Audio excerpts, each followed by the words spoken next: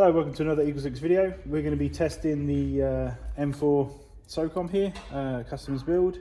It has the level 8 internal build inside it, Prometheus upgrade parts, and it's got the Nuprol high torque motor, and we've done a Dean's mod to the front here, which I'll show you a bit later because I quite like that. I know it sounds simple, but I'll show you what I mean. And otherwise that's it. So no MOSFET, so customer didn't want one, we're obviously going to sort of go over it today. It's chronoing about sort of 349, so it's right on there, right on the nose. That's with hop on. We always test our guns at range, if you know what I mean. So this is all the external range testing, and and this is now just our stress test, just to put a bunch of rounds through it, just to make sure that it is solid and good enough to actually post out to the customer. So we'll give you a bit of a demonstration.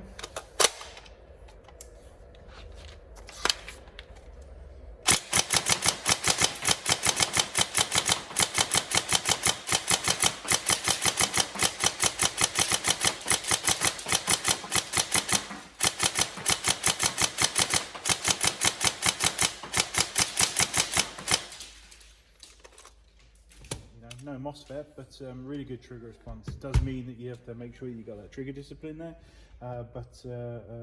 yeah, it's a great trigger response. The benefit of going for the level 4 package and above is it does allow us to get the metal bearings in there and Prometheus gears, and at that point we can really go to town in terms of shimming, and we generally see a reduction in amp usage of about 1 to 2 amps over the stock TM shimming, which is a big reduction in terms of battery usage. I mean, 1 amp, like, I know it doesn't sound like much and stuff like that, but it can honestly be the difference between draining a battery, you know, sort of 10-20 minutes early, ahead of, you know, sort of basically gaining all that extra time.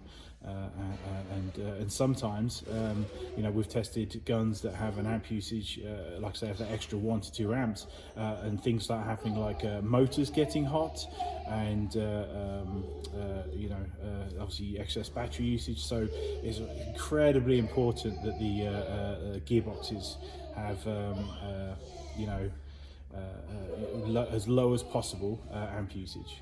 So yeah.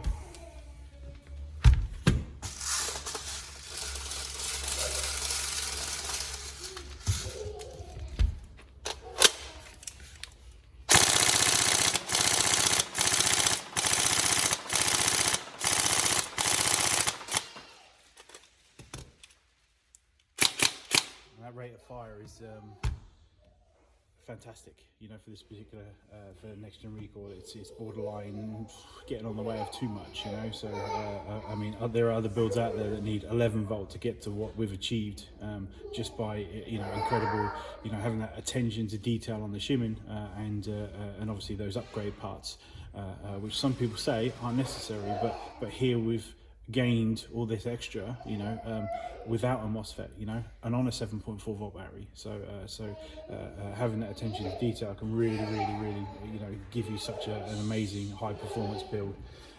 This is on a 1300 7.4, so it's tiny battery. I mean, you can get a 2200 in here, so that would go even quicker. So and I must admit, the last build that we did, I got to after the video, and I went and put a battery on the tester, and it was actually drained. So the last one, apologies for that, was quite a low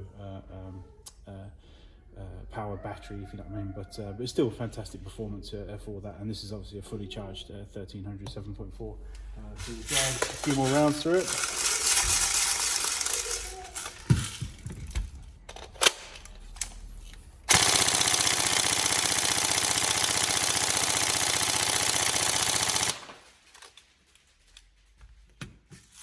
It's really important that you do thorough testing when you start getting rounds per second like this. So say this is easily on the 16, up maybe even higher.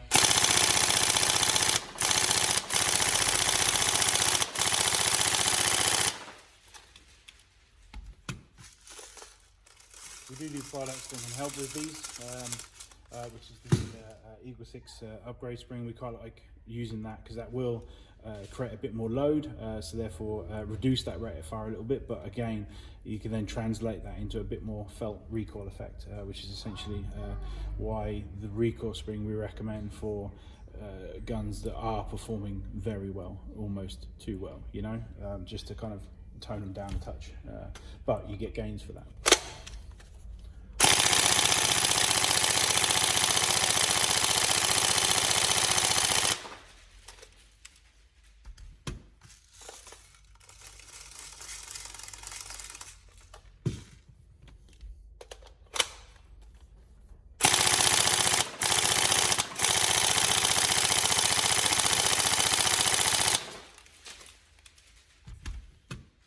It's hard to say anything bad about the Nuprol high torque motor when you've got performance like that, eh?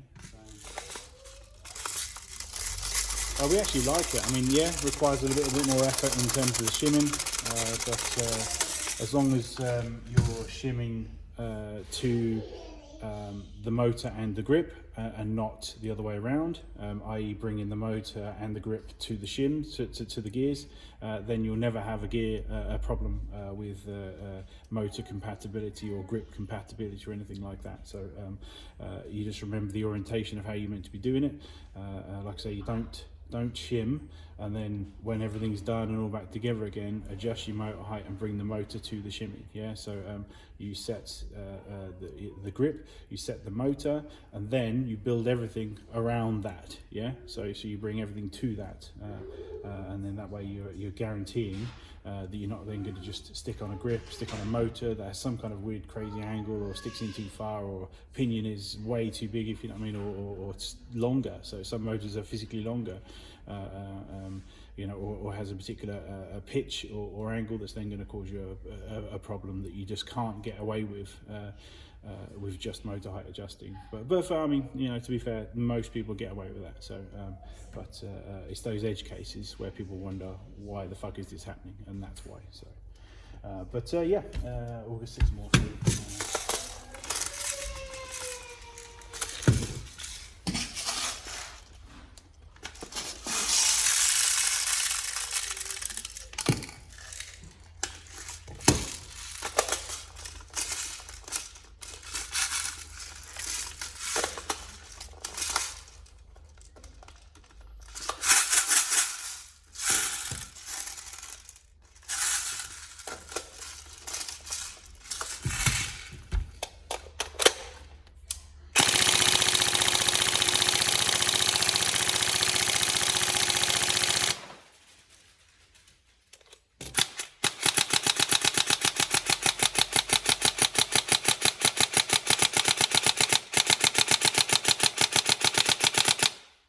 Is that for no MOSFET?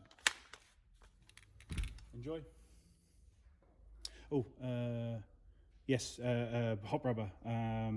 We've got the Firefly in this particular one. Sorry, I didn't think we went over that. So that's part of our level 2. Obviously the Prometheus barrel for level 3, bearings and normal torque gears for level 4.